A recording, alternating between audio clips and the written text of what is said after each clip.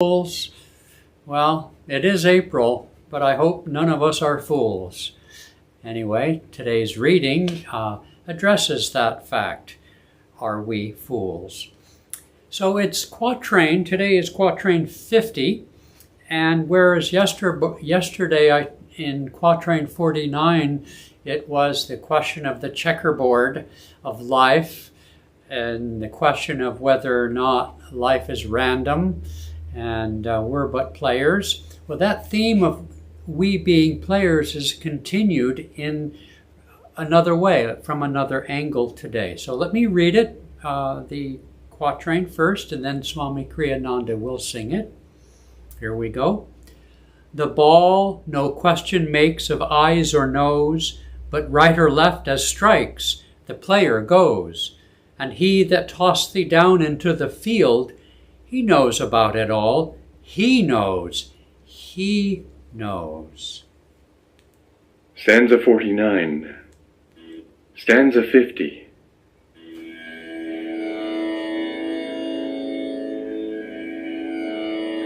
The ball no question makes of A's or no's, but right or left as strikes the player goes. And he that tossed thee down into the field, he knows about it all. He knows. He knows. Let's listen to the paraphrase. Paraphrase. Those who live engrossed in life's game are governed by karmic law. They are played upon, they are not players in the game. In a ball game, what right says the ball? It must go where it is sent. In life's game, karma is the supreme and only player. So now today, unlike yesterday, we go the other direction. Yesterday, let me get it out here. Well, anyway, yesterday it was the checkerboard of life and the statement, a false statement, but a challenging statement to us to consider more deeply, of whether or not our lives are simply the product of destiny or a mindless, heedless, whimsical fate. Now today, Omar says, no, there is someone who knows. You might not know, but he knows, he knows. And so today is, if you have the book, this is one of those well worth reading, because Kriyananda adds at the end of Yogananda's paraphrase and at the end of his expanded meaning, he adds an editorial comment. And time won't allow me to explore this as much as I would like, because it centers on one of the deep questions of the human experience, and that is freedom. How much freedom do we actually have? Now, according to this quatrain and Yogananda's explanation of it, the emphasis is upon the fact that, or the aspect of life, that we have very little freedom, because pretty much everything we do has been dictated by prior choices we've made. Well, that's a conundrum. I'm sure some of you realize that if everything's dictated by prior choices, when did the first choice start? Well, I'm not going to address that today, but I'm going to look through this because there are many subtle points here. He says those who live by soul intuition are those who have the choice, but those who only react to outer circumstances are like that ball on the soccer field, being kicked around and willy-nilly not knowing where it will go. And so this strikes to the very heart of yoga from the opposite of poetry. Obscure poetry, I guess that's that's redundant, isn't it? All poetry is obscure, I suppose, at least in terms of the literal mind, the rational mind. But quite opposite of that is the Yoga Sutras, although not fully, because it's also very obscure, but it's written in a plain language. And in the plain language of the Yoga Sutras, probably the most important sutra of all nearly 200 sutras is Yoga Chitta Vritti Nirodha, the state of yoga, the state of wholeness, the state of samadhi, etc., is achieved by the neutralization of the reactive process. This is where the technique of Kriya enters the ball game. Kriya helps us to neutralize the reactive tendencies within ourselves. And non-reactiveness, not indifference, not passiveness, but centeredness is the key to becoming, outgrowing being the ball on the soccer field to being at least a player.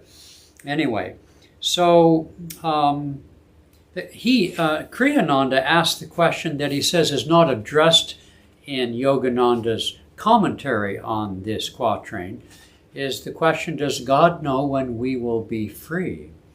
Well, he goes through a very long editorial comment, and I think the short of it is, if I understand it, is that yes. And this is difficult because this puts us on the brink of determinism and lack of free will. It's not really what's intended here.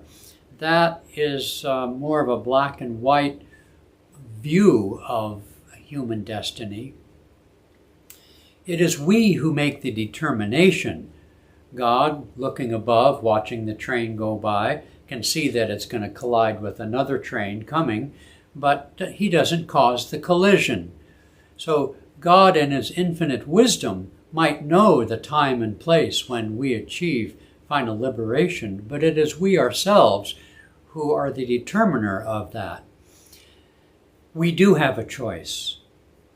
Our choice is to lift up our eyes unto the hills, meaning to live by truth, to live by spiritual precepts, those things that, the yamas and niyamas, the 10 Commandments, that sort of thing at first, and increasingly develop our intuition until we live increasingly by soul guidance alone. Now, does God know the extent to which we will embark upon that path? I guess so. But nonetheless, that's where we have our real choice, to look up or to look down, to react or to remain centered in ourselves, knowing on a deep level that all that takes place is for our good, and that if we will remain calm and seek wisdom and know and seek the knower of wisdom, as it were, that we will be guided ineffably, step by step, to our freedom. Because time itself and space are themselves an illusion. So when we think of time and place, when will I know God, when will I find God? Well, God is as much with us now as could ever be the case, because there is nothing but God. God, the divine consciousness, the infinite spirit, is the only reality that exists. All we have to do is improve our awareness, our knowing, as Yogananda said in his definition of self-realization. Self-realization, he said, in part, is the knowing in all parts of body, mind, and soul that we possess the kingdom of heaven right now, and that all we need do is improve our knowing. So Omar here continues to ask some very, very deep questions. And when he ends this quatrain and says he knows all about it, he knows, he's essentially asking us to turn within, to turn to God alone. To the degree we know God, we become self-realized, then we too will know what to do, how to respond, how to live our lives. and become free of the law of karma. God bless you, my friends, and stay awake and ready. Live in the heart, with the mind open to the blue skies of freedom. Don't allow the ego and the body to crucify you in delusion with endless rounds of pleasure and pain, suffering, success. For how many millions, billions of lifetimes do you want to continue? Let us resurrect our souls, as in Easter this coming weekend. And for those of you who might be listening in real time, we have a retreat on Saturday online on Zoom from the Blue Lotus Temple in Bothell, Washington. And it's based on the Stations of the Cross, converting those stations of suffering and trial into the awakening of the soul according to the yogic path. And then, of course, on Sunday, we also, like many others all over the world, will celebrate the resurrection of Jesus Christ as the promise of our own soul's immortality. God bless you all. Okay, signing off now.